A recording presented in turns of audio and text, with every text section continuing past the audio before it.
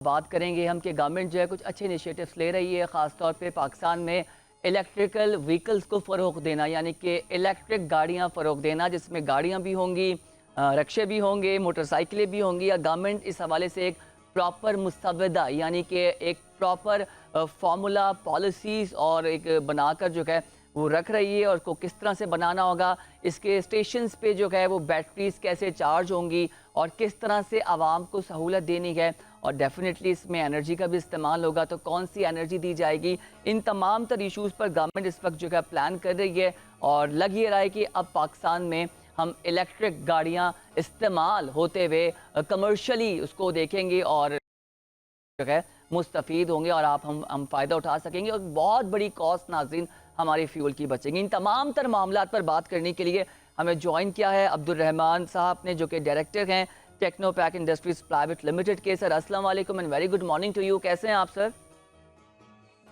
वालेकुम सलाम, thank you so much for having मी।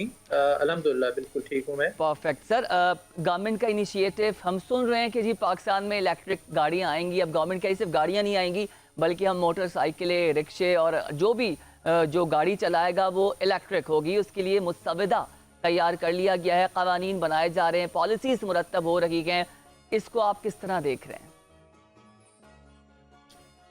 देखिए जनाब, इलेक्ट्रिक व्हीकल की जो पॉलिसी है ये नई नहीं है। ये 2021 से 26 की जो ऑटो पॉलिसी आई थी उसी के साथ इलेक्ट्रिक व्हीकल की भी पॉलिसी उसका पार्ट थी, और उसके तहत गवर्नमेंट ने ईवी स्पेसिफिक पार्ट्स जो हैं, यानी वो पार्ट्स जो सिर्फ ईवी में लगते हैं और आईसी इंजन की गाड़ियों में नहीं लगते, उसके लिए टैक्स ब्रेक दिया था। वो 1% ड्यूटी पे इंपोर्ट किए जा सकते हैं पाकिस्तान में। तो ये पॉलिसी तो 2021 की है, हम्म। और पे कुछ खासतौर पे मोटरसाइकिल सेगमेंट में कुछ थोड़ी तेज़ी नज़र आ रही है, मगर डाटा ये कहता है कि 2021-22 में जो है वो कोई 7,000 7,500 मोटरसाइकिल्स पाकिस्तान में बनी और बिकी, इलेक्ट्रिक मोटरसाइकिल। अगले साल यानी 22-23 में वो डबल होके 15,000 हो गई, मगर अब जो साल ख़त्म हुआ है 23 और 24 का, तो वो तकरीबन 14,000 कुछ ही रही, यानी कुछ नेगेटिव ही हुई हैं, ग्रोथ उसमें कोई पॉजिटिव ग्रोथ नहीं हुई। तो अभी बहुत इनिशियल स्टेज है, और मार्केट हमारी अगर मोटरसाइकिल की है कोई 1.3 से 1.5 मिलियन, उसमें 14,000 15 लाख में से 14,000 गाड़ी अगर मोटरसाइकिल बिकती है ईवी, तो ये तो आटे में नमक के बराबर भी बिल्कुल नहीं है। ऐसा ही है। But at the same time Pakistan की मार्केट एनवायरनमेंट को भी हमने, दुनिया में कुछ और एनवायरनमेंट है यहाँ जहाँ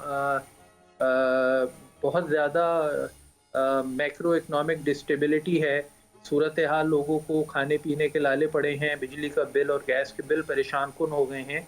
वहाँ मुझे बहुत ज़्यादा चार्म नहीं नज़र आता कि एक मोटरसाइकिल जो इलेक्ट्रिक है वो तकरीबन डबल प्राइस या 1.7 टाइम्स है एक नॉर्मल आईसी इंजन की बाइक से। तो आप जो पेट्रोल में सेविंग आपने करनी है, वो सेविंग का 70% तो आप इनिशियली दे देंगे बाइक की हायर प्राइस में। दूसरा ये है कि ईवी चाहे वो गाड़ी हो या बाइक हो, उसके अंदर एक बड़ा डाउन साइड ये है, जो अब तक जितनी भी मार्केटिंग हो रही है और जो ईवी का फैड और सारी बातें आ रही हैं, उसमें ये बात बिल्कुल नहीं की जा रही। पेट्रोल की सेविंग और मेंटेनेंस की सेविंग की वर्किंग मोटरसाइकिल की कंपनियां भी और एक गाड़ी की कंपनी ने भी रिसेंटली एक गाड़ी लॉन्च की है।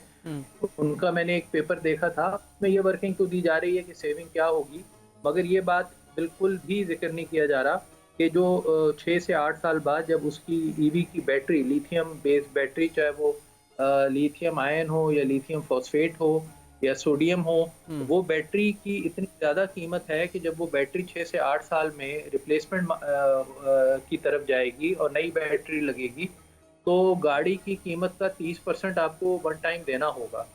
मुझे ये सेंस नहीं समझ में आता कि 6 साल पुरानी गाड़ी के ऊपर, जिसकी अपनी वैल्यू जो है वो बहुत नीचे हो चुकी होगी इस्तेमाल के बाद, उस पे जो है वो बैटरी को बदलना फीजिबल होगा, या जो सेविंग आपने पेट्रोल में की होगी उससे ज़्यादा तो आपको बैटरी रिप्लेसमेंट के ऊपर जो है कॉस्ट आएगी।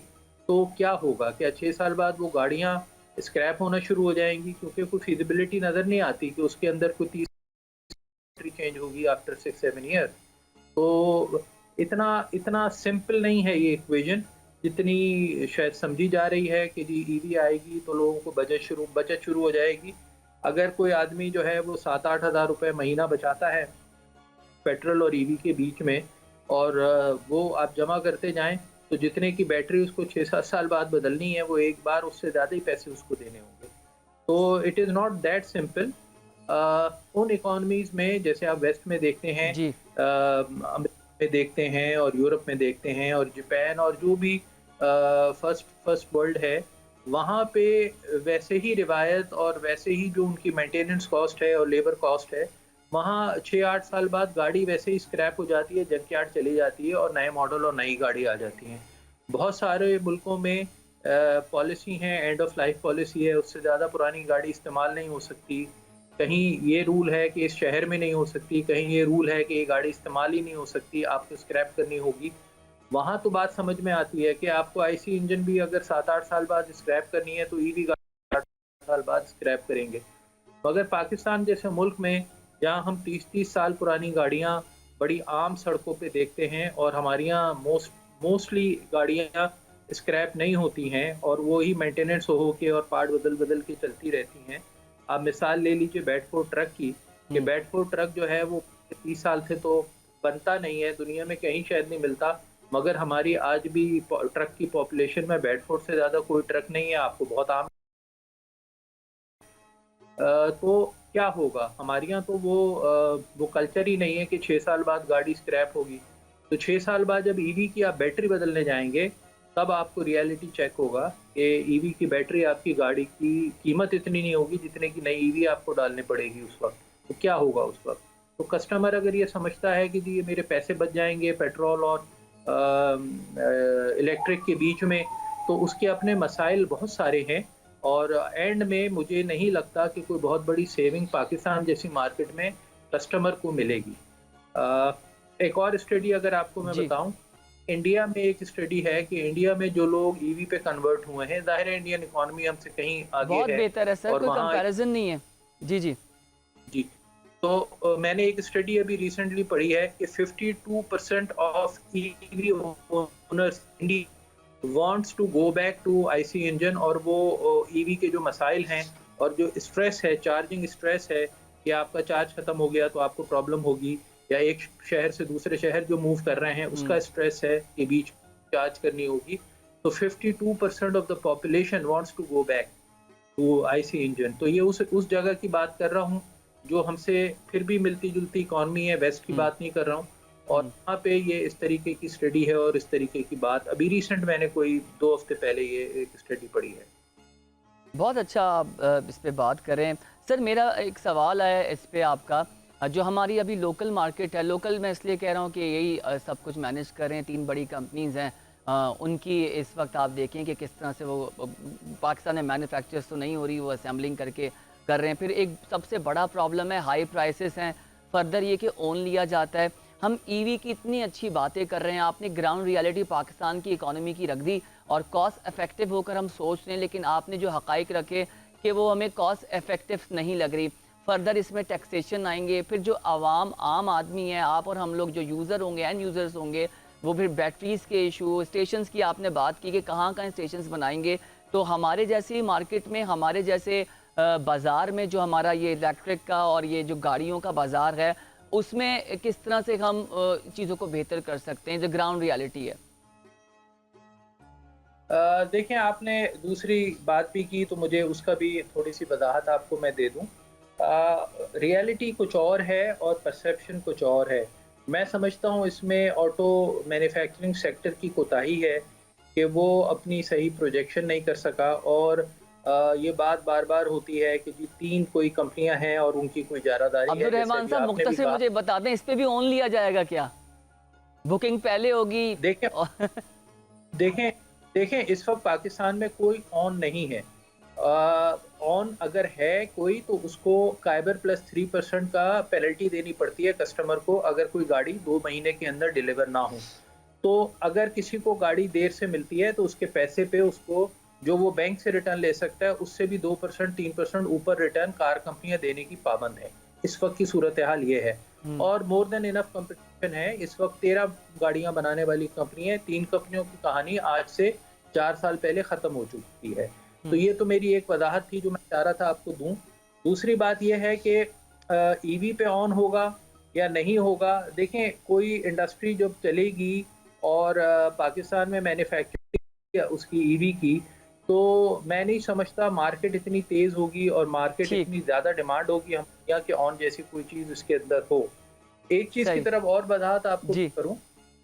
देखें, और अपनी रियलिटी को देखना होगा कि जो ईवी चार्जिंग स्टेशन है दुनिया भर में, रात को वहाँ गाड़ियाँ पार्क होती हैं और वहाँ चार्ज होती हैं और सुबह को कस्टमर वहाँ से गाड़ी अपनी लेता है। हम्म।